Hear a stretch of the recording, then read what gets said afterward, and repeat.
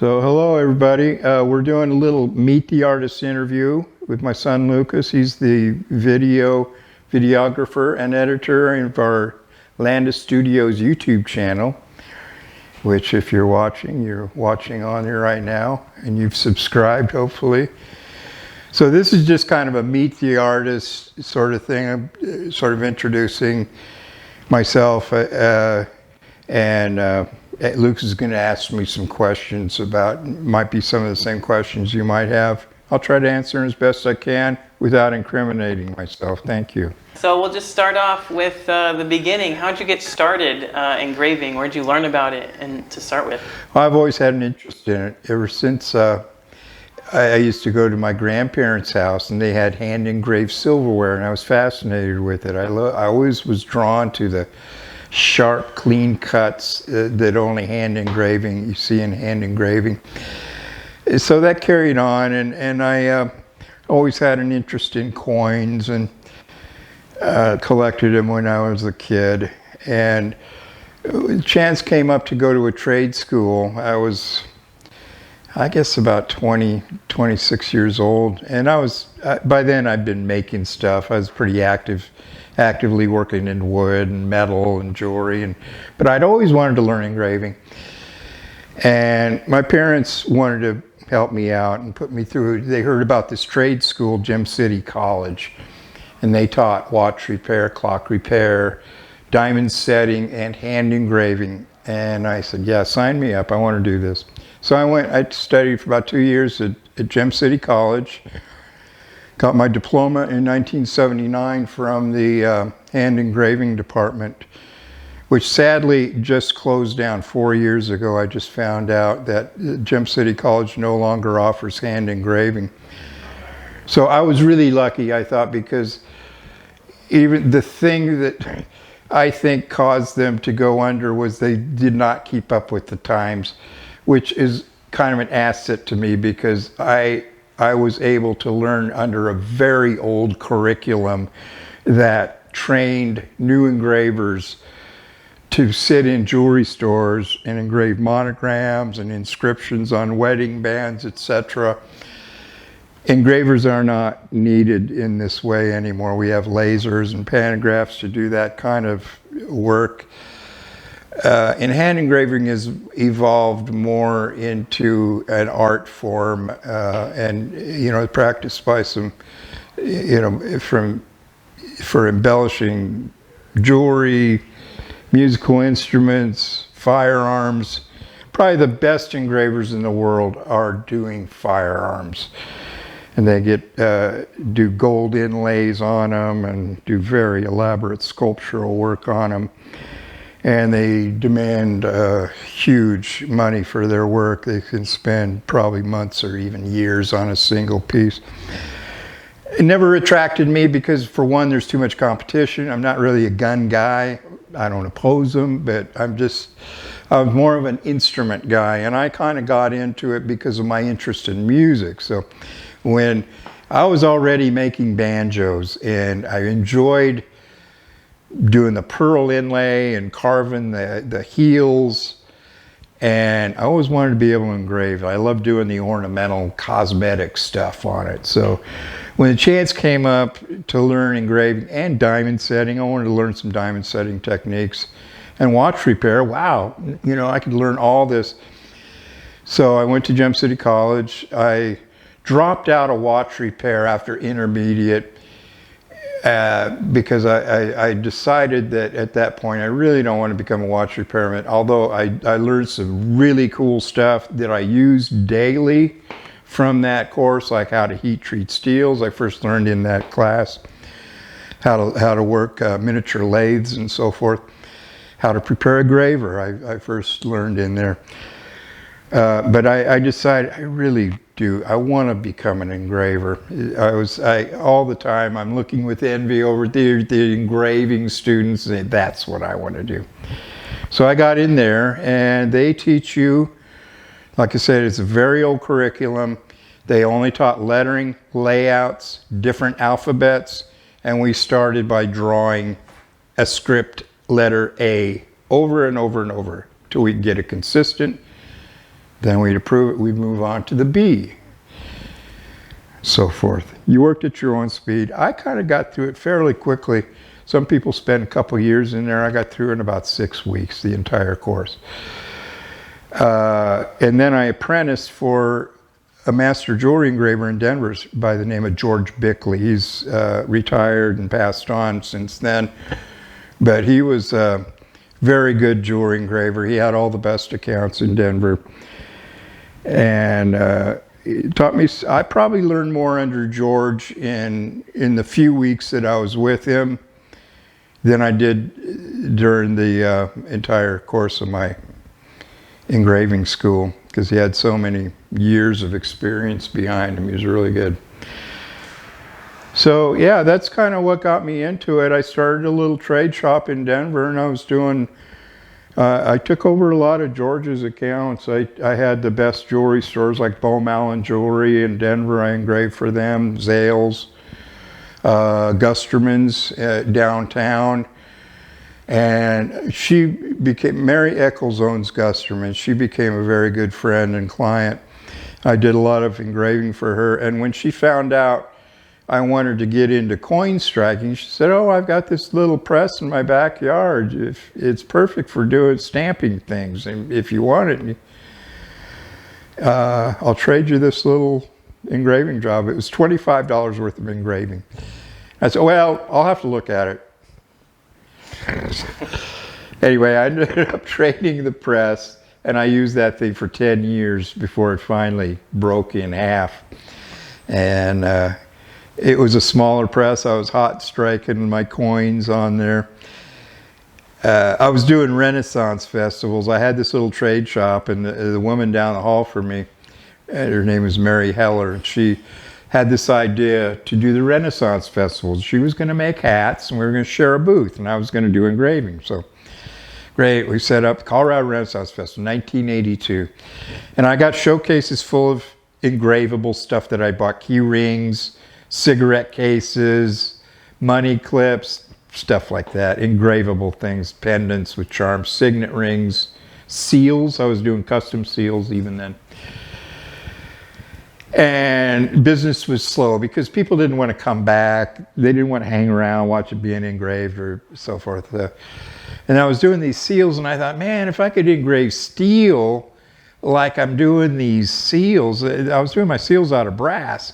And basically it's like a coining die. You engrave the shield in backwards, and so when you impress it into wax, it's like a coin. The relief stands out in the positive.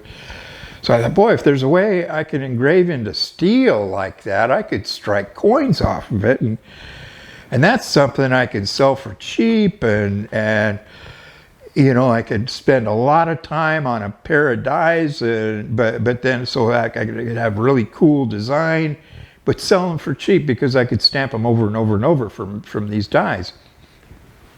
It was a good idea. I didn't know where to start, and then Mary Eccles came along with this screw press, which worked perfectly. It was the perfect setup for the way I did it. I didn't have much pressure, but instinctively I figured I'm going to be heating these up red hot. And I got really lucky on my choice of materials, because not all metals will hot strike like this. And so I had some blanks made for me out of leaded brass. It's called free machining brass. I was heating these things up red hot and then stamping them. My dies were made of mild steel. They were not hardened. And they had holes drilled up through the middle of them, which I attached with all thread. It was really a makeshift thing that worked perfectly. For 10 years, those dies are still able to be used if they weren't all rusted up, probably. But the first year I didn't have a collar or anything. I was just striking them on an open block, and I had to mount 2 pins so I could jam these hot blanks up to center them quickly. They had to be hit right now because they're hot. I have to hit while the iron's hot. So I made these, the second year I had a machine shop make me a little collar device that I designed to fit in this thing. And it just had a simple lever to push the pushed the all-thread rod up that attached to the die and pushed it up through the collar. That wouldn't have worked if they were cold struck, but being hot struck, these metals, as soon as they're struck, they cool down just enough to, about heating and expansion and contraction. So when they got hit, they spread out to the collar and then cooled off enough to shrink it enough to where I could just pop these out very easily. To do these cold in collars today, like in a modern press, it takes a lot of tonnage to eject the piece from the collar. So again, I got lucky. I didn't know what I was doing. And I did this for about 10 years before that press finally broke, and I had to learn more real coining techniques and by that I mean make my own blanks, anneal the coins, and then hit them cold. Because ideally you want to hit the coin and then it's done. That's mint steak. Before I was having to clean them off because they'd be black after the hot striking. I have to tumble polish them to keep them bright. So I fell in love with the process immediately, and I struck my first coin at the Colorado Renaissance Festival, and that whole night I was sat staring at that coin, just dreaming of all the things you could do with this process. It was like, wow, I made a coin. Look at this. Just look at it. I was pretty enamored with it, the whole thing. And then later I got to think, well, I'm doing this Renaissance Festival. I got to go out and do some research. Like, how did they do this in the 16th century? Well, I did enough research. I found out, well, they actually used screw presses. That's what I was using, a little fly press, as they call them now. Fly press or screw press. Real simple machine. It's got a fly that turns around, spins down the screw, and it pushes the ram. There's two moving parts on the whole thing, the screw and the ram that goes up and down. Attach a die to the bottom, one to the top, and kaboom, you have. And this is what they used in the 16th century. It was the first coining press used to manufacture coins to get out. Before that, they might have been using drop hammers, and again, they were hot striking coins a lot of the time for larger pieces. But that's pretty awesome. Yeah.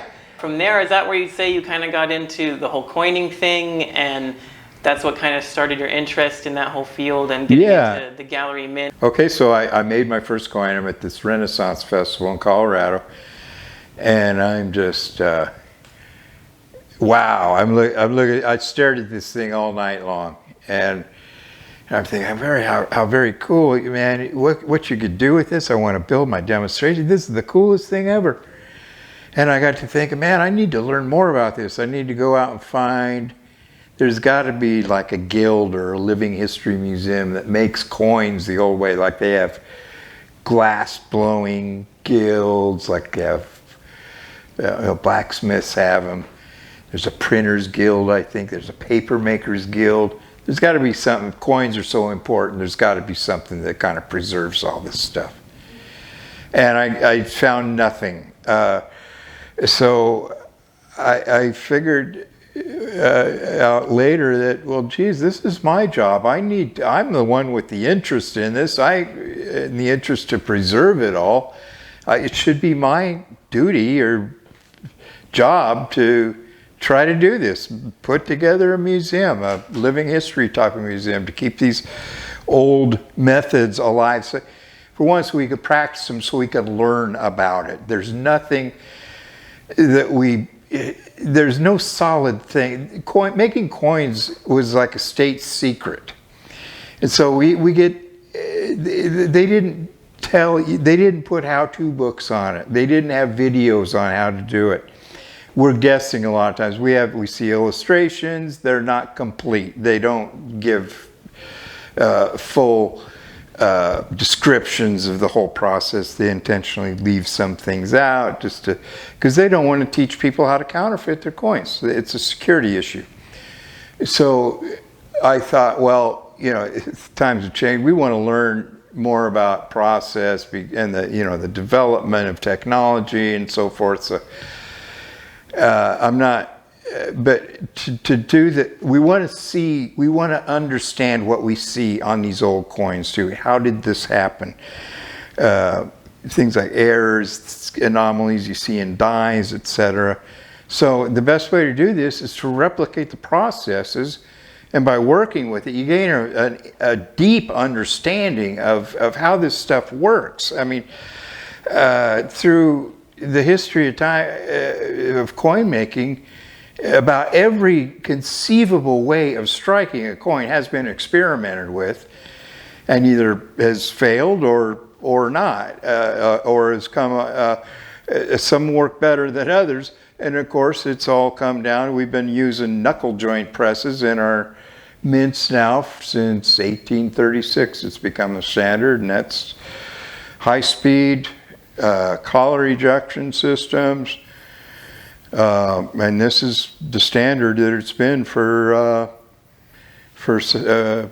almost 200 years now. It really hasn't gone past that. So we kind of got it perfected. We're making very consistent coins now, and that's always been the goal of coin making, is to make them so consistent that each one is exactly like the other one. That way they're difficult to counterfeit, because you have to have it exactly like they're exactly round. They weigh perfect. They have an edge on them now where you can't file it off and keep the metal and pass it on. You're going to see it on the coin. The coin's been pretty much perfected, and of course now it's evolving into a thing they'll probably be outphased with by Bitcoin or electronic money eventually.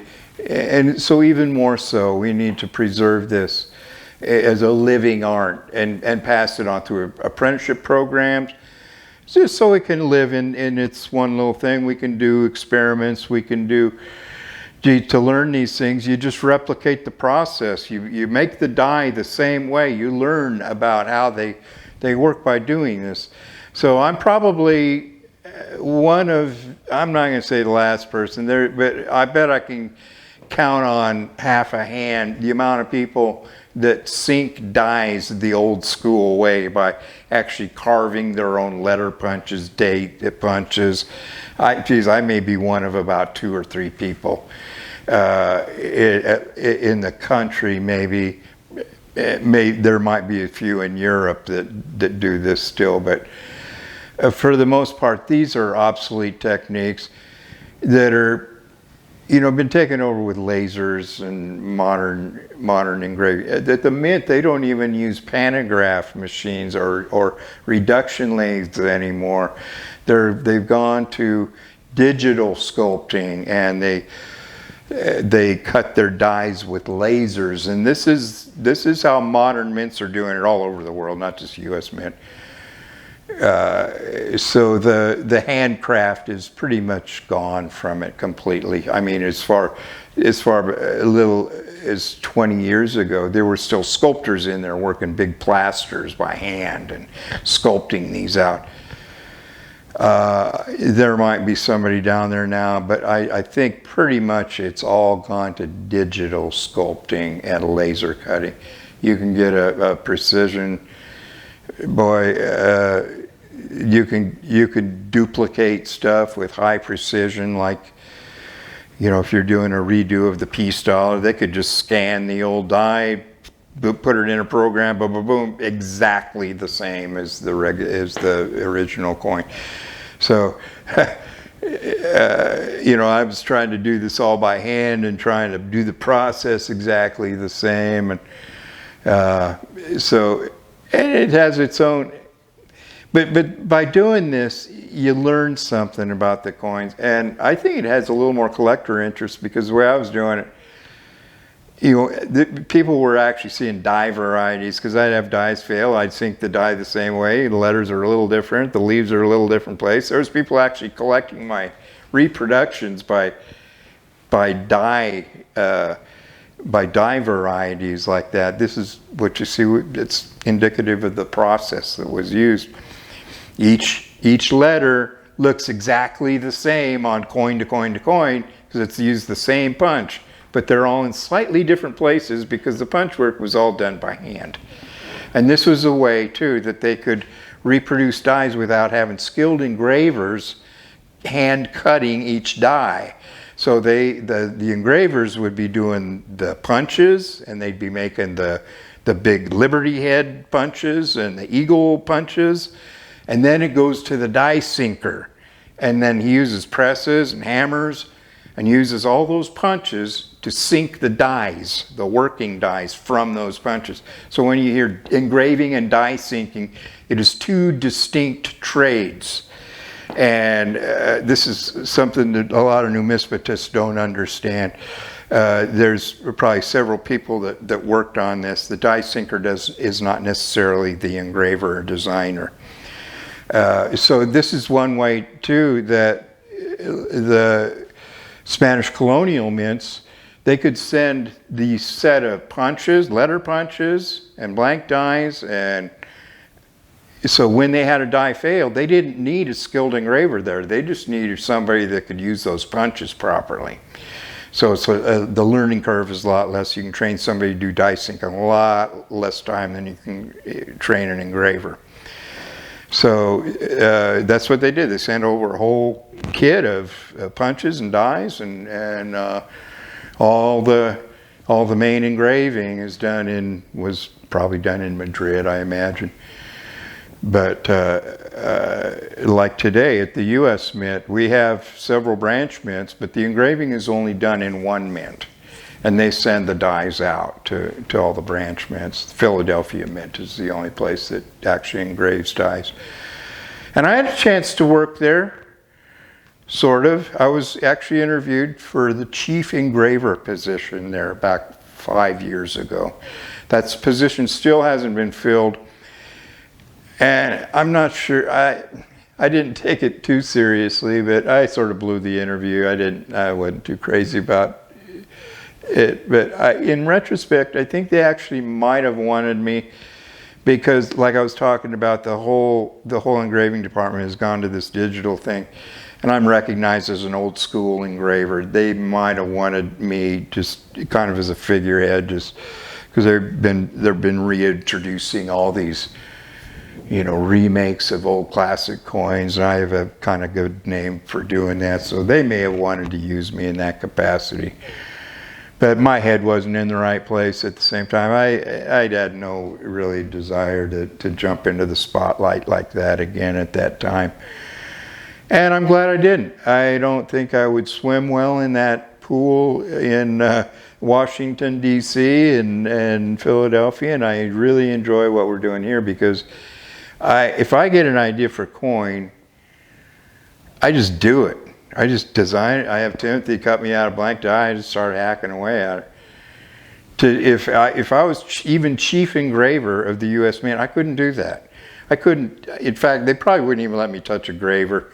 I'd probably be there stoning off fine details from the laser cut dies or something. I don't know what use I would be in that mint. Yeah, so here, if I get an idea, I just do it. I don't need a literal act of Congress to approve a design. And then I have a few friends that work there, and they didn't seem to get along working in a government environment. Artists and working in a government position, it's not a really good mix. And I would be terrible probably in that position. So I'm glad it didn't work out. And because I'm having fun here in Arkansas in my little engraved cave here. So this is probably a good time to talk about what you're doing now. What am I doing now? Yeah, we closed down Gallery Mint, and for quite a long time I was doing some side work. I was engraving coins. I engrave hobo nickels. That's the whole thing. I don't really do a whole lot of it now. I was really involved in that for quite a while. I was doing these gold reproductions for Monaco. Did the brazier doubloon. Did the there was that octagonal Humbert piece. The Kellogg coin. And so I was kind of do that. I was sort of out of the spotlight though, and doing some private work like that, and for some other private commissions and so forth. And just decided I had this idea to make finger picks, and I also had some ideas for some art medals. I've been engraving the masters and the dies for these for a couple of years now. I wanted to get it in production, so I got a hold of Timothy. He just got finished some work he was doing in Colorado, and we got together and decided we're going to work together on this thing, and it's been working great. For such a small organization, we've done quite a bit. He's a brilliant machinist, designer, engineer, could think on his feet, and he comes up with his own ideas too. Plus he runs the office. I mean, I couldn't do this without Timothy. But I have some ideas and some designs and some dies and of course all the equipment. So it works really well. I do a lot of this selling too, but he does a lot of that. He does all our Instagram posts and our emails and so forth and shipping. It's been working really good. The finger picks are a new thing. I think they're the world's finest finger picks for banjo players, steel guitar players, dobro players. Those were in development for about 5 years, and I always thought they'd be a good seller if we can just manufacture them at a cost that wasn't. They're still pretty pricey, but we're selling them, and so between that and the art medals, we're pulling out some of our vintage stuff, some of my out of my personal collection for our vintage stock page. So it's going well now. We made it through probably the most challenging year ever. So we started our website. We opened it up on Friday, March 13th, 2020, and that was the day pretty much that everything was shut down. The pandemic was here and everything shut down, and there were going to be no festivals. So how do we promote finger picks if there's no bluegrass festivals we can go to show these in person? So it's been kind of challenging getting them up on Facebook. The first buyers had a leap of faith to come in here and try, $100 pair of picks. It's pretty expensive, but they caught on. People are using them. We've got a lot of professional recording artists now using them. Some pretty impressive names in the banjo and steel guitar world. A few really outstanding dobro players are using them now, and they're catching on.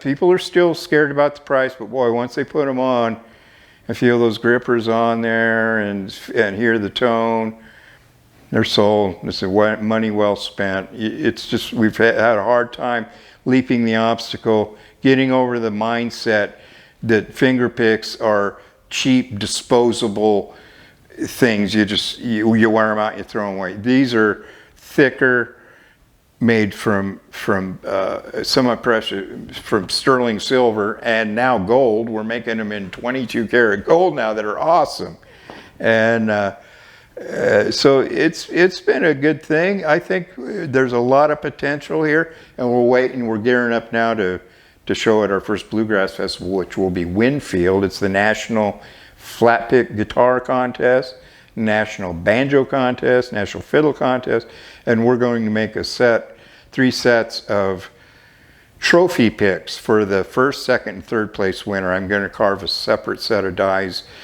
and we'll make 3 sets a year. And the only way you can get them is to become a really, really good banjo player, get into Winfield, and win either first, second, or third place. And this is the only way you're going to get those picks. So we're kind of excited to do that. Next year, I want to do a pair of gold picks for the winner, because that'll be Winfield's 50th anniversary, their golden anniversary. So I want to make a set of gold picks for that. So yeah, they make great presentation pieces for like retiring studio guys, or not even for their birthday or whatever. But more and more, people try them on. I think what people like about them most are those inner gripper teeth, and we have a patent pending on that. It's called the Death Grip Liners, and they really work. They hold on. You can pick really hard with them.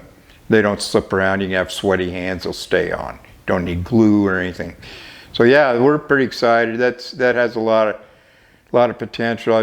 We just came up with a couple of new styles of thumb picks. We've been having tons of requests for thumb picks. I'm developing a wider band, which is more of a dobro, kind of a guitar pick. But our little Acu picks have been going well. They're a totally new concept for thumb picks.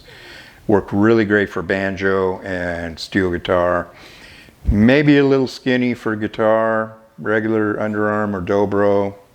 You got heavier strings there and you pick them harder. So I'm developing a wider band model for that. Yeah, we're having fun, man. I get in here, I get an idea, I draw it out on my little stupid iPad that's obsolete, and print out a pattern and slap it onto a piece of steel, carve it backwards with hand tools, and boom, we're striking coins. That's how we do it the old way. So we'll be having videos on all that too. I got a new microscope with the camera set up, and we'll be doing live feeds from my stereo microscopes. We'll be doing detailed shots of hand engraving dies, punches, jewelry, whatnot, and try to pass on. I'm not going to do the museum. That was too big. It was too ambitious. But I bet we can probably actually reach a lot more people through this YouTube channel. So as a way to preserve the art form, I bet it'd be just as effective here through this video type of thing. So yeah, looking forward to it. I mean, it's happening. I hope to see everybody at the shows and stuff. We'll be doing some bluegrass festivals, showing the picks. Probably not any coin shows. I'm kind of played out on the numismatic thing. I did those for a lot of years. All right, so a couple bonus questions. What would you say it's like in the average day of an engraver doing what you do? Well, what I do is probably different than any other engraver because I do coins, which is an odd specialty. Most engravers are the better ones are doing weapons. They're doing firearms. They're doing knives, and for the most part, and they're doing amazing stuff. The guys these days, I mean, I couldn't compete with that. I have really no desire to get in. I'm not, like I say, I'm not really a gun guy, but so they would have a different day. For me, it's come in here. Timothy puts up some orders. What I've got, usually it's put the style of pick, what they need engraved on it. I personalize a lot of these finger picks I do, the thumb pick that takes a little 2-letter monogram. And I'll engrave them, and then I got to trim the picks, anneal them, shape them, polish them, get them ready for packaging. And I could do, we can do about eight sets a day, maybe. And that's a pretty full day. That, and I might take some finish. We probably got a couple of art metals, and Timothy will take them over here, and I got to counter stamp them. I lock them into the die, and I use my punches to put the weight and the fineness and my signature on there. So each one of those are kind of unique because they have hand stamps all over them. So I'll do a few of those and then get ready. Timothy will be packing them up in the afternoon, and I'll get out of here before 4:15 to try and make it down to the post office, get them in the mail, come back in the morning, start it all over again. In the meantime, at night, I work a lot on design work, or I'll come back down here. I've got a couple of special orders, like I did a armrest the other day for a guy. I've got a special order thumb pick that's a little more challenging. Just things like that. Oh, I've got a special project now. I'm making a replacement tailpiece for a Lloyd lower mantle, and it's got to be exactly like the original. So that means it'll be nickel. I'm just waiting for the material. And it'll be nickel silver with a sterling silver plating over it, but it'll be hand engraved just like the original ones. So yeah, I like doing stuff like that. I don't do a whole lot of it, but mostly we're gearing up now. Of course, Lucas is making roughing out a lot of the finger picks. We're getting ready to stock up to go to Winfield, so we want to have a lot of those pre-made. So once I get to the festival, we can just they're already done. I could just monogram them right there and ship them right there. So we're doing that. We're getting our displays together, ordering showcases and banners and so forth. It should be I don't like to do anything second rate. I want to have we'll have a video camera with a monitor so they can see the engraving taking place. And we'll have our whole product line is gearing up toward this music festivals. We'll have pick-shaped pendants in silver and brass. And we'll be doing custom orders for a lot of the people that camp at Winfield. They have custom picks made every year with the name of their camp on it, maybe the year it is. I want to do these for people, but do them in brass and silver, make something a little different, a little more memorable. Maybe a few gold ones for the 50th next year. So one other question I had was, if anybody was just starting out in like engraving, just anything in general, what kind of tips would you give them for like how to start or just what to look for?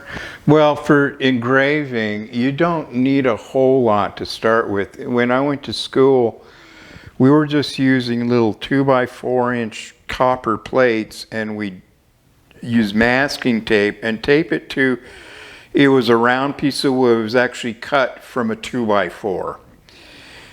Like a scrap piece of 2x4 was cut round, and then there were thumbtacks, not thumbtacks, upholstery tacks, those big round ones. And there was like 5 or 6 of them on the bottom of this thing, so it'd make it glide. It kind of resembled an engraving block, the way you could hold it and turn it. And so that costs basically nothing. You just need somebody to cut out the round for you. And then get some gravers. Make sure you learn how to sharpen them. My biggest problem when I first started, I had no instruction, no idea. I bought the gravers, I put them on the handle, and I thought we're ready to go. No. You need to shape the graver. They need to be shortened to fit your hand. So there's a lot of videos up on YouTube. Check them out. They'll get you going. You'll need some sort of sharpening stone. A grinder would be helpful to help them. Just a square graver, flat graver of a couple of different widths. And and then you just, but the biggest thing is practice your drawing.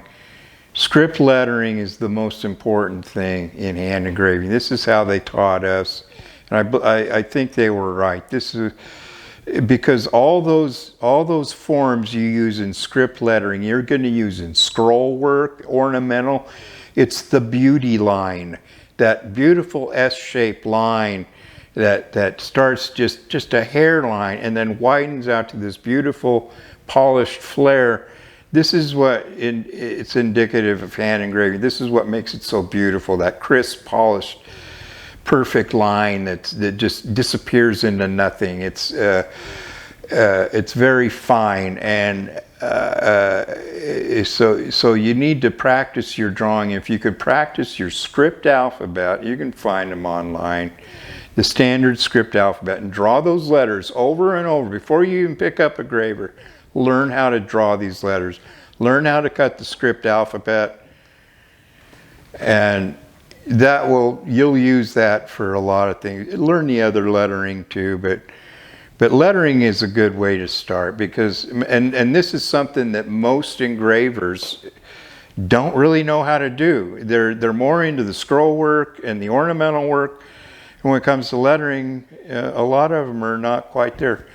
So but it's something I think you'll need. Plus, it's like I say, the lines you use are and the motions you go through are things you will use for all kinds of engraving. So yeah, you can get started for pretty cheap. You don't need to start with microscope. I engraved for, geez, 20, let's see, 79, 89, about 15 years before I got a microscope, and probably, well, and then I engraved for about 30 years before I got an air-powered tool. I use a Lindsay air-powered tool. Or you can go to a GRS. It really helps. Otherwise, I do push graver, and it can be really hard on your hands.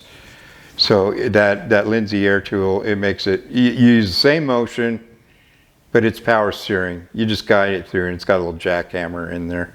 So air power is the way to go. It's what everybody, all the cool guys are using it. Very cool. So lastly, just tell us where to find you to get all this cool stuff. Okay, well, go to landisstudios.net or landispix.com. Follow us on Facebook at Landis Studios, or friend me at Ron Landis. And follow us on Instagram. I don't know how to get there on Instagram, but we're there. Yeah, I think it's Landis Studios, I'm not sure. Yeah, we'll put links to all of it in the video for you. Great. Just to make it easier. But all right. Thank you so much for doing you. this interview. And I hope you guys enjoyed, and I hope you learned a thing or two. And leave any comments down below if you have any other questions for a possible future interview, and we'll try to answer them for you. Thanks for watching. I hope I didn't bore you too much.